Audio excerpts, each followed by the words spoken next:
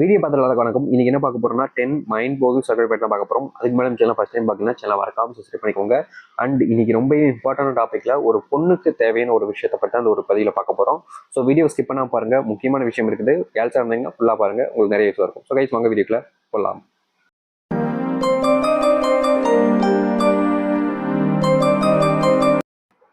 ஒரு ஆண் உங்களை விரும்பாமல் உங்கள் உடம்பை மட்டும் விரும்பினால் அவர்கள் எப்போதும் அவருடைய நண்பர்கள் என்று என்ன செய்தார்கள், காதலித்து அப்படி என்று ஆரம்பிப்பார்கள்.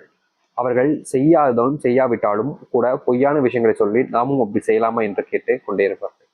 இங்க இருக்கக்கூடிய முதல் விஷயம் எங்க திரும்ப ஆரம்பிக்கும், ஒரு பையனுக்கு உங்களுடைய உடம்பு தான் தேவைப்படுதுன்ற போது அவங்க இப்படிப்பட்ட விஷயங்களை பேசுவாங்க. என் ஃப்ரெண்டு இந்த மாதிரி போயிட்டு அவன் ஃப்ரெண்டும் இந்த இடத்துக்கு போனாங்க, இந்த மாதிரி பண்ணாங்க, அந்த இடத்துக்கு ரூமுக்கு போனாங்க, இந்த மாதிரி பண்ணாங்க அப்படின்னு சொல்லிட்டு அவங்க பண்ணியிருக்காங்களோ இல்லையோ, பட் உங்க விரும்பக்கூடிய அந்த பையன் உங்ககிட்ட அப்படி முதல்ல அப்படிதான் பேச ஆரம்பிப்பான். அண்ட் நம்மளும் அந்த மாதிரி பண்ணலாமான்னு கேட்பான்.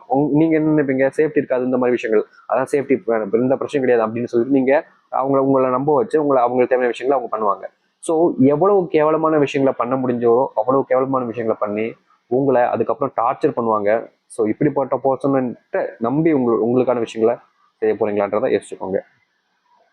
ஒரு ஆண் உங்களுடன் செக்ஸ் செய்வதற்காக மட்டும் காதலிப்பது போல் இருந்தால் அவர்கள் உங்களுடன் இருக்கும்போது முடிந்த அளவுக்கு உங்களுடன் நெருக்கமாக இருப்பார்கள்.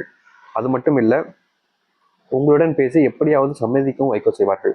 ஐ மீன் பார்த்தீங்கன்னா, இங்க இருக்கக்கூடிய சில பர்சன்கள் இந்த போட்டோ, இந்த வீடியோ, இதை விட பெட்டரான விஷயம் நேர்ல தேவைப்படுதுப்பா அதுதான் அப்படின்ற மாதிரி நேர்ல சந்திக்கும் போது உங்க கூட நெருக்கமா இருக்கிறதும் சரி, அதுக்கப்புறமா உங்க கூட அந்த மாதிரி விஷயங்களை நேர்ல வச்சு பேசி அதுக்காக நீங்க ஒத்துக்கணும் அப்படின்றதுக்காக அவங்க என்னென்னலாம் பண்ண முடியுமோ எல்லாத்தையும் பண்ணுவாங்க. முக்கியமா சொல்லணும்னா கோச்சிப்பாங்க, கோவப்படுவாங்க, சண்டை போடுவாங்க, உங்ககிட்ட கெஞ்சுவாங்க. அண்ட் இதுக்கு முன்னாடி அவங்க உங்களுக்காக செஞ்ச விஷயங்களை சொல்லி கூட காமிப்பாங்க. அனைத்தையும் சொல்லி அவங்க கடைசியில் அவங்க வந்து நிற்கிறது இதுவாக தான் இருக்கும். அண்ட் இப்படிப்பட்ட போர்ஷனை நீங்க லவ் பண்றதுக்கு, இந்த எச்சை லவ் பண்றதுக்கு பண்ணாமலே இருந்துட்டு போயிடலாம். அப்படி பண்ணீங்கன்னா நீங்க கடைசியில ஏமாறுவீங்க. அதையும் நீங்க புரிஞ்சுக்கோங்க. இங்க இருக்கக்கூடிய சில ஆண்கள் பெண்கள் போதை பொருளாக மட்டுமே பார்க்கிறார்கள்.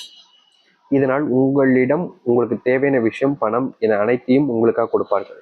ஆனால் கடைசியில் அவர்கள் நிற்பது செக்ஸே, அதை அவர்களுக்காக வேண்டும் என்று மீண்டும் மீண்டும் கேட்பார்கள். ஐ மீன் என்னன்னா, இங்க இருக்கக்கூடிய ரிலேஷன்ஷிப்ல இருக்கக்கூடிய பல பேருக்கு புரியாத ஒரு விஷயமா தாங்க இன்னும் இருக்கு.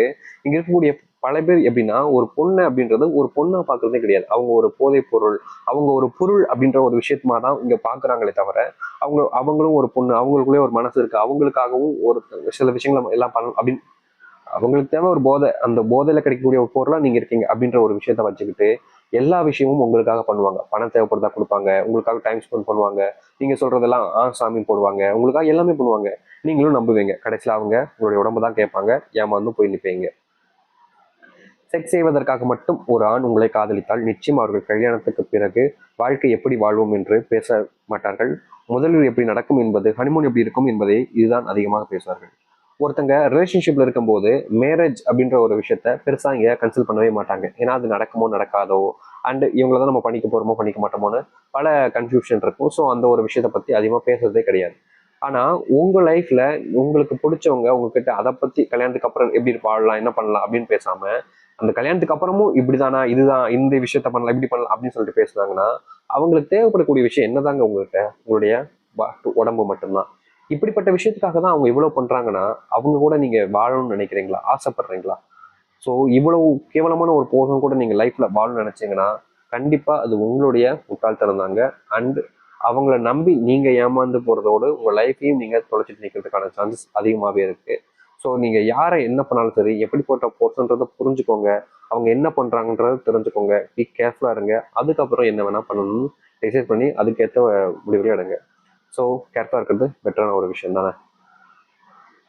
ஒரு ஆண் உங்களை உண்மையாக விரும்பினால் நிச்சயம் அவர் உங்களிடம் உங்களுடைய போட்டோ நேரில் இது போல் செய்யலாம், அது போன்ற எச்சத்தனமான விஷயங்களை பேச மாட்டார்கள். அப்படி பேசி கேட்டால் அந்த இடத்தில் வெறும் காமமும் உங்களுடைய உடம்பும் அவர்களுக்கு தேவை, வேறு ஒன்றும் உங்களிடம் இருந்து தேவையில்லை.